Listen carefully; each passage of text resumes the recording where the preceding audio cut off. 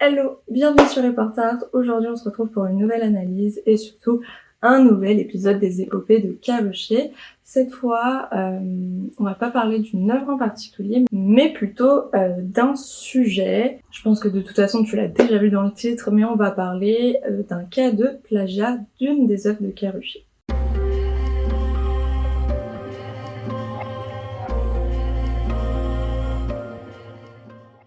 Nous sommes en 1896 et à ce moment-là, Karochet travaille sur Voyage autour de sa chambre d'Octave Usanne. Donc il va réaliser les illustrations de cet ouvrage. Ce livre, il paraît une première fois en 1880 et là, du coup, Karochet s'occupe d'une version de 1896. Pour te raconter un petit peu l'histoire, c'est un récit autobiographique du fameux auteur Octave Usanne qui va revenir sur ses premiers amours et notamment sur, malheureusement, la perte de son premier amour, qui était une jeune fille qui est morte très jeune d'une maladie. L'auteur, dans son récit, va naviguer entre souvenirs et peine de l'être perdu. Au niveau des registres, ça va beaucoup vaciller entre le rêve et la réalité, on sait plus vraiment ce qui est anecdotique par rapport à la vie d'Usanne et ce qui relève plutôt du rêve. Usanne, tu l'auras compris du coup, c'est un auteur, c'est un écrivain, mais il va aussi pas mal théoriser la bibliophilie. Donc, tu comprends que au niveau de tout ce qui est conception du livre, que ça soit illustration, reliure, etc., c'est quand même assez important. Et du coup, pour cet ouvrage-là, il va même participer à l'élaboration des illustrations, c'est-à-dire qu'en fait, Karochet sera sous sa direction et que Usanne aura son mot à dire, il lui fera des retours. Par exemple, là, je vais te montrer des planches où on retrouve ses corrections, où il va dire que bah là, ça faut refaire, que ça va pas, que là faut faire des modifications, etc., etc. Alors c'est pas forcément très étonnant qu'il participe parce que, comme je te l'ai dit, c'est un théoricien de ce milieu, mais aussi, je pense par l'histoire que tu peux comprendre, c'est un récit qui lui tient quand même beaucoup à cœur. Et évidemment, tu t'en doutes, si je te parle de ce livre, c'est que ce sont les illustrations de cet ouvrage qui ont été plagiées. Cette fois, on va faire un petit saut dans le temps et on va voyager dans les années 1900 au sein de la colonie des Roycrofters aux États-Unis. Cette colonie, ça va être une colonie d'artistes qui va être fondée par un certain Albert Hubbard, qui est un écrivain, théoricien et éditeur états-unien. Il va faire plusieurs voyages en Angleterre, où il va notamment visiter la Kelmscott Press de William Morris. William Morris, c'est un personnage très important pour les art and crafts anglais. Les art and crafts, c'est un mouvement qu'on considère comme étant l'initiateur de l'art nouveau. Et William Morris, c'est un acteur extrêmement important des art and crafts. Et du coup, on a ce fameux Albert Hubbard qui va souvent en Angleterre. Ça va lui donner l'idée de fonder sa propre colonie d'artistes qui s'appelle Roycroft. Pour ça, il va se baser dans l'état de New York, dans la ville d'East Aurora. Cette colonie, elle va abriter aussi une maison d'édition et une imprimerie. Je pense que là, tu peux commencer doucement à voir le lien avec les illustrations de Karochet qui vont atterrir ailleurs. Chez les historiens de l'art états-uniens, les Roycrofters, ça représente un foyer extrêmement important des art and crafts états-uniens. Et cette colonie va notamment être reconnue pour sa production de livres. Au niveau un peu des idéaux de cette colonie, c'est qu'elle va s'inscrire contre l'industrialisation de son époque. Donc en fait, les objets qui vont être produits, parce qu'ils font pas que des livres, les objets qui vont être produits par cette colonie vont tous être faits à la main.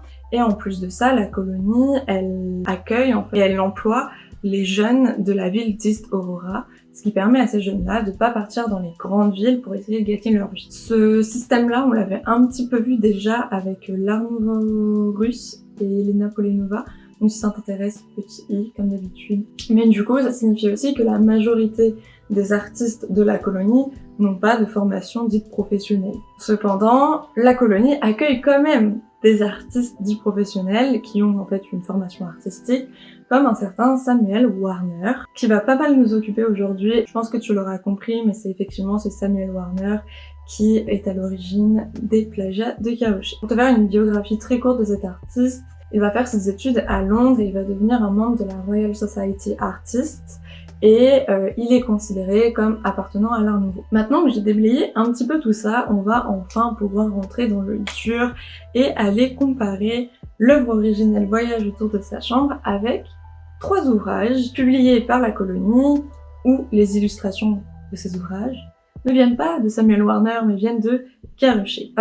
Pour tous les livres là que je vais te citer, Samuel Warner c'est vraiment celui qui supervise toute la production, c'est lui qui choisit les illustrations et qui peut en choisir la coloration aussi, même si on va voir qu'il y a des petites nuances à apporter au niveau des couleurs. Alors on va commencer avec le tout premier livre qui est un ouvrage de Robert Browning, So Here Then Is Last Ride, qu'on appelle plutôt en version raccourcie The Last Ride Together, qui est publié en 1900. Là comme tu vois je te mets quelques images avant d'en parler plus en profondeur, mais étant donné que je t'ai fait un petit peu passer aussi des images de voyage autour de sa chambre, bon, je pense que là tu vois un petit peu que ça ressemble étrangement beaucoup à Keruche.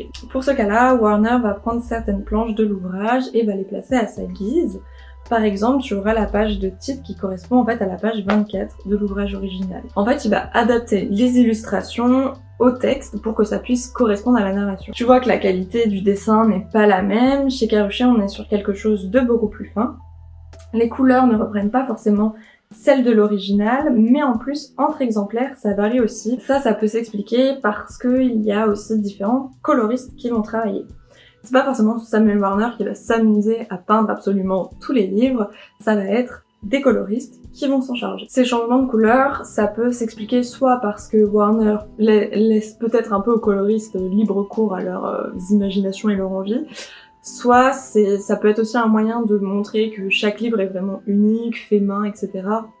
À tel point qu'il y aura des variations, etc. pour vraiment montrer que voilà, c'est du fait main, et que comme c'est du fait main, il y a des variations entre les volumes, pas comme sur une production industrialisée où tout est une copie conforme de l'autre. Mais du coup, par exemple, on va pouvoir voir un petit peu les différences. Chez Lily S, le fond est bleu clair, les fleurs entourant les colombes sont en bleu vert, puis la chevelure de la femme, elle est rousse et elle a une couronne de fleurs blanches. Sa peau, elle est blafarde, elle se laisse transporter par une nuée de chauves-souris bleu-grise.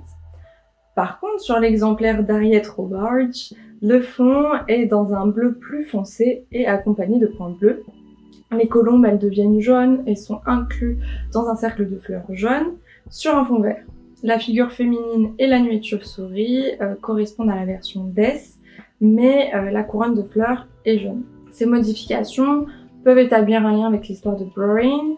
La figure féminine, elle peut représenter son amante, qui est le personnage principal du récit. Alors ici, ce qu'on peut juger, c'est que la copie s'est pas faite uniquement dans un but esthétique, mais ce sont des illustrations qui correspondaient aussi au récit de Browning. Et petit fun fact, aux États-Unis, les historiens de l'art décrivent cette œuvre comme étant la plus belle composition de Samuel Warner, ce qui moi évidemment m'a fait un choc quand je faisais mes recherches là-dessus et que je suis tombée miraculeusement, même moi je ne sais plus comment je suis tombée là-dessus, sur ces fameux ouvrages et que je me suis rendu compte qu'en fait ce Samuel Warner avait plagié en fait toute l'œuvre de Keruche et que sa meilleure composition n'était pas une composition originale au final. Après, pour défendre aussi les historiens de l'art états-uniens, c'est un peu compliqué quand on est sur un autre continent de consulter les archives de Keruche, surtout en plus si tu ne parles pas français. Et en plus de ça, il y a quand même un élément majeur qui fait que pour ces historiens de l'art états-uniens, c'est totalement normal qu'ils aient pas fait le lien, puisque je le rappelle, Keruche a totalement été oublié de l'histoire, même s'il est encore présent sur le marché de l'art. Il est surtout présent sur le marché de l'art français et pas forcément aux États-Unis, même si parfois il y a peut-être une œuvre qui va popper miraculeusement. Mais voilà, ça peut être compliqué pour un historien de l'art de faire le lien si forcément Keruche a été oublié de l'histoire et que en plus tu parles pas français. Voilà, c'est un peu compliqué de faire le lien. On va pouvoir continuer avec le deuxième ouvrage qui n'est autre qu'un ouvrage du fondateur des Roycroft. Sauf qu'ici, son nom d'auteur c'est Fra Elbertus. Et il va écrire The City of Tagaste à une date inconnue. Dans cet ouvrage, Warner il va réutiliser les mêmes planches, il va copier la planche 12 et 33. Encore une fois, on va retrouver des variations de couleurs et aussi on a certains éléments qui vont disparaître, comme les abeilles ici. De temps en temps, on retrouve les coloris d'origine. La reproduction des motifs manque un peu de précision évidemment lorsqu'on compare avec les originaux. Pour ce qui est de l'histoire de l'ouvrage, l'auteur va faire un parallèle entre les États-Unis et la ville de Tagaste, une ancienne ville du royaume berbère. En fait, ce parallèle, ça va lui servir à évoquer le déclin de la société face à l'industrialisation, parce que je te le rappelle, cette colonie s'inscrit contre l'industrialisation de son époque. Donc, c'est pas étonnant que Hubbard écrive ce genre de récit et que la colonie publie ce genre de récit. Mais du coup, par rapport aux illustrations, est-ce qu'il y a un véritable lien? Eh bien, pas vraiment. Cette fois, l'utilisation, elle est peut-être plus esthétique. Elles servent surtout à orner l'ouvrage et à décorer les premières pages des 2 chapitres du livre. Enfin, le 3e ouvrage, c'est un ouvrage de Thomas Gray qui s'appelle Gray's Elegy et qui a été publié en 1903. On va retrouver les mêmes planches que pour The Last Ride Together, mais cette fois, elles ne sont pas aquarellées, peintes, colorées, puisque Warner va seulement reprendre les tracés des illustrations originales. Et le tracé va varier entre le bleu, le vert et le rouge. Donc voilà un petit peu pour tous ces ouvrages qui reprennent Voyage autour de sa chambre d'Octave Buzan par Carrucher. Et c'est important pour moi aussi de te parler un peu de la recherche, qu'est-ce qui m'a mené à dire que c'est du plagiat, est-ce que j'ai pu établir des liens entre les différents acteurs, etc. etc. Pour le moment, il n'a pas été possible de déterminer comment Warner a pu découvrir Carrucher. Warner, il a fait sa formation en Angleterre, il va habiter aux États-Unis, etc., etc. Du coup, il n'a pas eu forcément de lien avec Carrucher ou Octave Buzan, il n'y a rien dans leur correspondance, rien dans leurs archives, etc., qui ont pu me montrer qu'il y a eu contact. En plus de ça, le livre d'Octave Buzan, il n'était pas pour le grand public, il n'a pas été publié à grande échelle, c'était quand même pour une minorité, donc c'est assez étrange que ce Samuel Warner ait pu voir, ou du moins peut-être même être en possession d'un de ses ouvrages, ou d'une copie, ou je ne sais quoi. C'est quand même assez étrange. Peut-être qu'effectivement, une des minorités qui a pu avoir cet ouvrage s'est baladée en Angleterre et a croisé le chemin de Samuel Warner. On ne sait pas, peut-être que c'est le cas, et du moins ça m'a l'air d'être le plus probable qu'il ait pu voir ce livre circuler en Angleterre. Parce que Carrucher et les États-Unis, il n'y a vraiment aucun lien. Et ça me paraît très compliqué. Mais du coup, les changements de coloris, ça peut... ça m'a fait avoir 2 hypothèses. Soit Warner a bien eu, et a bien vu les tirages aquarellés de Carrucher et connaissait en fait les couleurs originales et a décidé juste avec les coloristes de changer les coloris. Soit il a seulement eu accès à des tirages en noir et blanc non colorés, ce qui expliquerait pourquoi c'était pas forcément les mêmes couleurs. Voilà les 2 hypothèses. Ensuite, sur un spectre un peu plus large, pas forcément juste Samuel Warner, Buzan et Carrucher, mais sur le plan de la colonie et Carrucher et Buzan, c'est pareil, il n'y a aucun lien qui a pu être établi, surtout qu'en plus, à l'époque, cette colonie n'est pas du tout connue en France. J'ai trouvé 2-3 articles de journaux qui en parlent sur l'époque de Carrucher, mais voilà, c'est 2-3 articles, donc c'est vraiment pas beaucoup, et c'était que 3 lignes dans l'article, donc un peu compliqué. Et puis même encore aujourd'hui, cette colonie, on la connaît pas vraiment. Moi, je l'ai découverte par exemple en faisant justement mes recherches sur le sujet. Voilà, c'est pas forcément encore quelque chose de très connu aujourd'hui, donc pareil, le lien entre cette colonie, Elbert Hubbard, Carrucher, Buzan, c'est compliqué aussi. Mais du coup, pourquoi je me permets d'utiliser le mot plagiat, qui est quand même un terme fort et qui induit le fait que Carrucher et Buzan n'ont pas consenti à l'utilisation de ces illustrations pour d'autres ouvrages, tout simplement parce que, en fait, si ça avait été une collaboration, si ça avait été une citation ou je ne sais quoi d'autre, il y aurait eu la mention, par exemple, d'après Carrucher pour Voyage autour de sa chambre d'Octave Buzan, d'après Voyage autour de sa chambre d'Octave Buzan, ou quelque chose comme ça, inscrit sur les premières ou dernières pages des différents livres qu'ils ont pu publier. Peut-être que j'aurais aussi retrouvé des traces dans les correspondances, dans les archives tout simplement de ces différents personnages, et ça n'a pas été le cas. Et en plus de ça, comme je te l'ai un peu expliqué, c'est très peu probable que tous ces acteurs se soient rencontrés un jour, ou du moins qu'ils aient été en contact. Et comme aucune citation n'a été faite de la part des Roy Crofters, on en est à un tel point aujourd'hui que les historiens de l'art états-uniens pensent encore que ces œuvres sont des originales de Samuel Warner, alors que c'est pas du tout le cas. Et ça te montre quand même aussi un petit peu les dangers que ça peut avoir l'oubli de certains artistes dans l'histoire de l'art. Parce que du coup, après, forcément, dans tes études, dans tes analyses, etc., etc., tu te rends compte parfois que finalement, ce que tu pensais d'une œuvre, bah, c'est pas si simple que ça, et c'est pas forcément la réalité historique, on va dire. Si on peut utiliser ce terme, mais je pense que tu vois ce que je veux dire. Évidemment, c'est pas le cas que pour Karrueche. Il y a plein d'artistes qui sont oubliés, il y a plein de choses à faire à ce niveau-là.